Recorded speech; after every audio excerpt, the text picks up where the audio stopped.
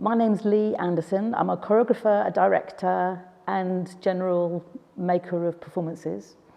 I have a special interest in museums and collections, which has come out of my interest in prop management and the meaning of objects and the handling of objects and the handling of precious objects and how things are organised in the world according to their value and how things in a museum collection have the highest value.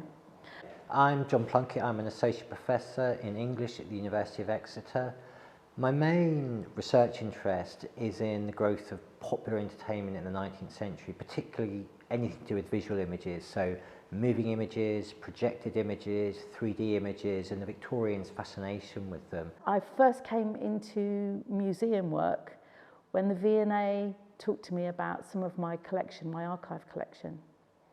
I realised that if I ever gave any of my archive, which is mostly costumes and posters and other stuff from, I think it's 30 years of the Cholmondeleys and Fanshawe's companies, they would be put in glass boxes and never ever be allowed to be handled again.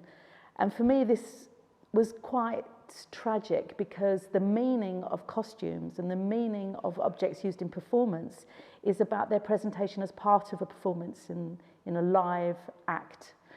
And so I became obsessed with what can you show in a museum, what do we understand from objects, and how can we present things in maybe different ways.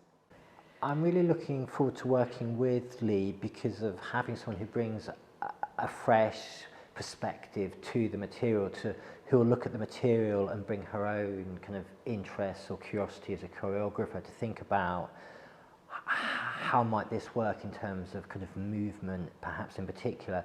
A lot of the 19th century optical toys and devices were fascinated with moving bodies, how to capture the different aspects of bodily movement or ideas about patterns and reception.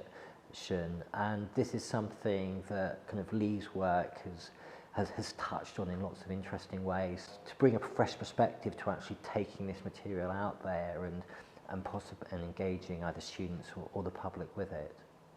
I've learnt that going into a museum and looking at collections, I usually have really strong ideas about what I want to do and how it should be used. And every single time this doesn't happen, I find new, more exciting and more interesting things to look at and new ways of thinking.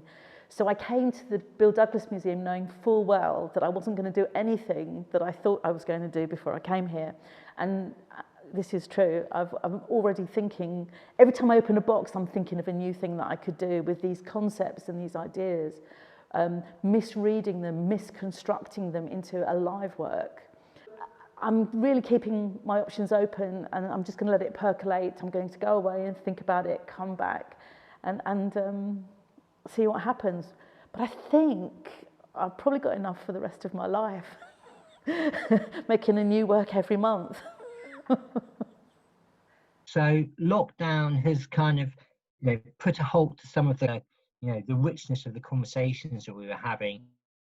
We've managed to transfer some of those online, but it's meant that the plans to do a grant application around Pepper's Ghosts have been put on hold, at least for the time being. I was really, really lucky that I squeezed in the last bit of research in the museum before lockdown started, and that was just so fortuitous.